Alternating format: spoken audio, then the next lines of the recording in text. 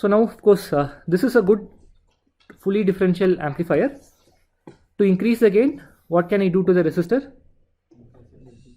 I'll replace it by a PMOS transistor.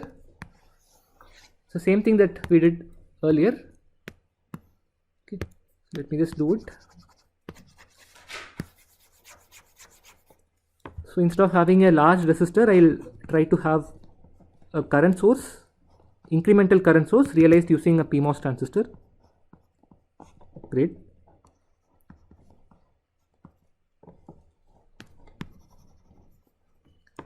So now can you comment on the, let us say I apply some VCM here, I0 here. Can you comment on the DC potential here, operating point? It is not set. It's not set here. Yeah, he's saying it's not set. Anyone thinks it is set?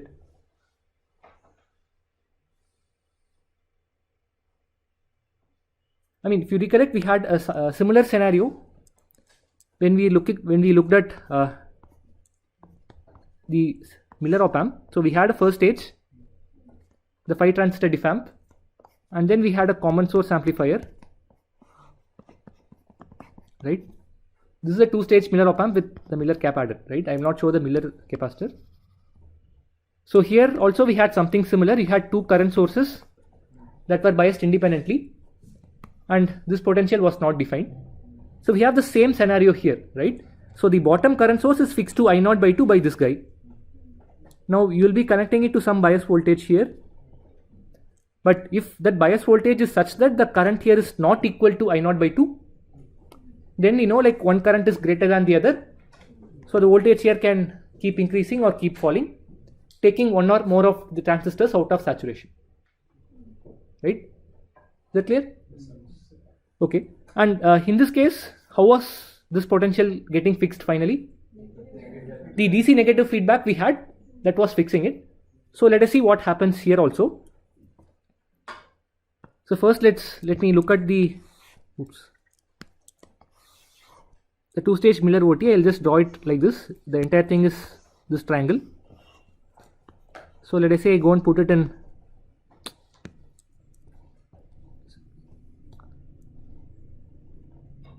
Okay, fine.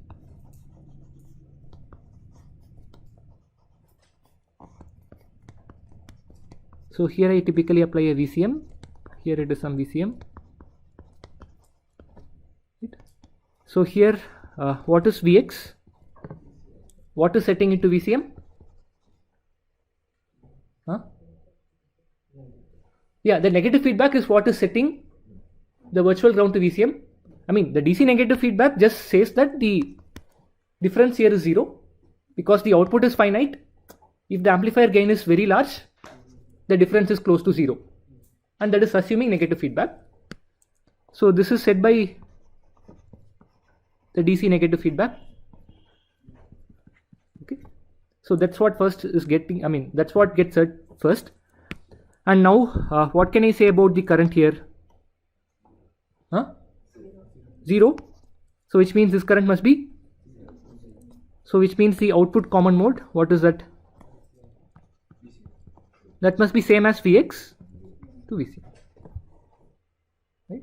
And that is how the output DC was getting set in our single-ended output 2-stage Miller op-amp, right? So let's see what happens in our fully differential op-amp. So the fully differential op-amp is now like this. It takes in 2 inputs and gives 2 outputs, right? So input has 2 lines, right? Now how will I form a inverting amplifier here?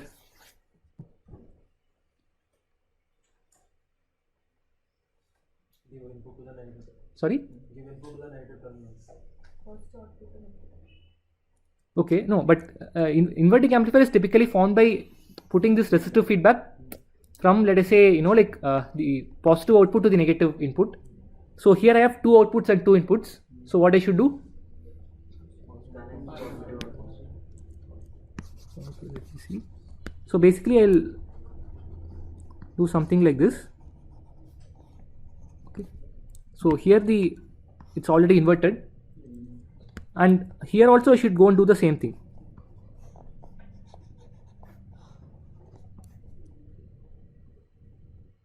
Okay, recollect that, simply speaking, from a pseudo-differential implementation point of view, what I did was the following. I had two identical copies of the network and did it, right?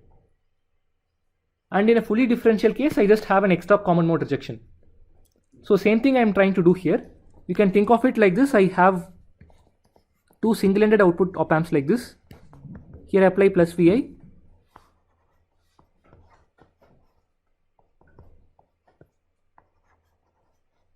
Here I apply minus Vi. And this is the output. This is a pseudo-differential. So only when you apply differential signal, then only we can separate these two, right? Yeah, no, what I'm saying is to get from here to here, you can start to think like this. You have a single-ended implementation. We have two copies of the single-ended implementation. Give negative inputs. Define the output as this. This gives a pseudo-differential implementation. Now to make it fully differential, you basically, get rid of this and then make one like this. Okay. Basically what I'm getting at is we are going to have this feedback in both these outputs.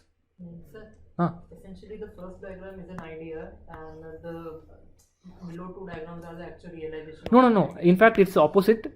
Or you can have it both ways. See, this is a pseudo-differential implementation wherein it is still sensitive to common mode, right? But this is a fully differential implementation wherein it has a common mode rejection. Yes. Okay, so this is the final implementation. If you have a fully differential amplifier, it is taking in two inputs, two outputs. If you have a single-ended implementation, what I did, the positive output and the negative input, I had a feedback. Now I no longer have one output. I have two outputs. So I should be doing the feedback for both the outputs. And it should be negative. So the positive output is fed back to the negative input. Negative output is fed back to the positive input. So fully differential becomes pseudo differential under differential mode. Yeah. So what does that block looks like on a transistor? This is the same thing, right? Okay. This is the simplest fully differential amplifier we know. Right? In fact, we started in a reverse way. We wanted to see what is the DC operating point. It was not defined. And if you recollect, we had a similar setup in your two-stage single-ended output op amp. And there we saw the DC negative feedback was setting it. So I am trying to put this guy also in DC negative feedback and see what's happening. That's a thought process. Essentially, we are superimposing those two to make the above amplifier. No, you don't have to confuse so much. This is a fully differential amplifier, right? Okay, let me erase this if it's creating confusions. See, here I have, if I look at a single-ended case, I had only one output. To form the negative feedback, I basically fed in a portion of the positive output, gave it to the negative side. But here I no longer have one output. I have two outputs. So which means I have to form feedback around both of them. That's all. Let's not complicate further. Is that okay? Fine. So now let us say, again, let's not stray away from our goal. We wanted to see if the DC negative feedback is setting the DC potential at the output. That's our main focus. Let's do that. So if I apply some VCM here at the input, now if I call the virtual ground voltages as Vx and Vy, the DC negative feedback, what does it enforce? Yeah, the negative feedback enforces Vx to be equal to Vy.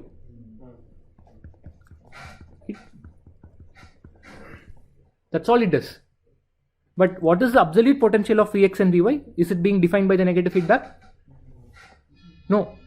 The DC negative feedback says these two guys are equal, but what exactly is the value to which they are getting set is not set by that.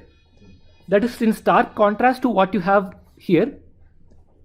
Here you see that we have only one virtual ground voltage to speak, and that was getting set to VCM by the DC negative feedback, right?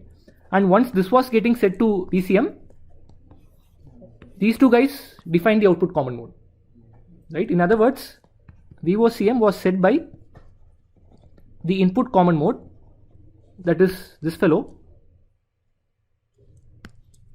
and Vx, which was set by the negative feedback. Fine. This is okay. But here if you see, the DC negative feedback is only saying these two voltages have to be equal. So the actual value of these two is not known.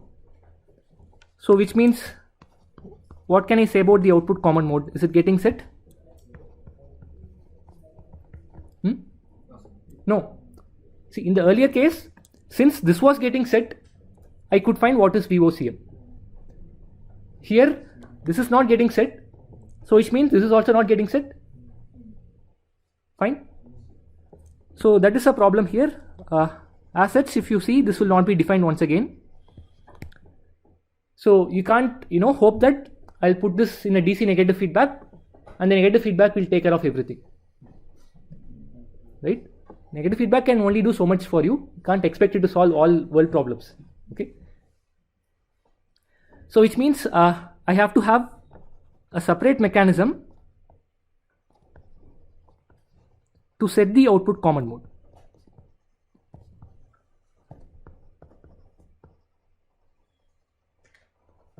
Okay. And this basically, I'll just draw it roughly. So we need a mechanism that somehow goes and sets the output common mode here, and that has to be done through some feedback mechanism, and that is typically called the common mode feedback.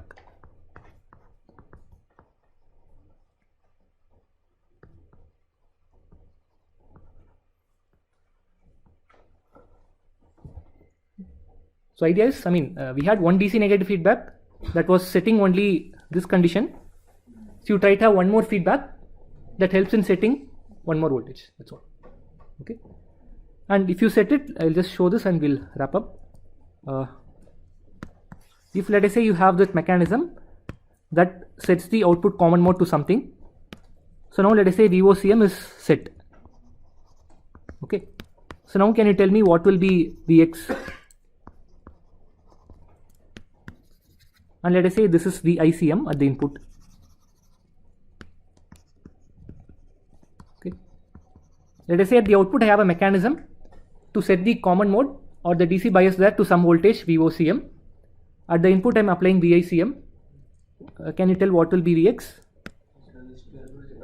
Yeah, it is basically something like this, right? I have this draws no current. It's kind of open. I have VICM, VOCM, and this is Vx. So what is this? VICM times R2 by R1 plus R2. Yeah. So now if I choose both the input and output common modes to be same and in turn to be equal to some VCM, what is Vx? VCM. Okay. So if you choose all the common modes to be same, everything will be same. If not, it will be something. So that feedback mechanism is setting one of the VOCM. You have only, for together it is one, right? Basically, see, with respect to common mode, both sides are same. Okay. So when I say common mode, it is setting the common of the two signals. Okay. See, finally I know that if I look at this output, it will have VOCM plus some, I don't know, VO by 2. This will be VOCM minus VO by 2. I have to set VOCM. So we'll have some mechanism, we'll see.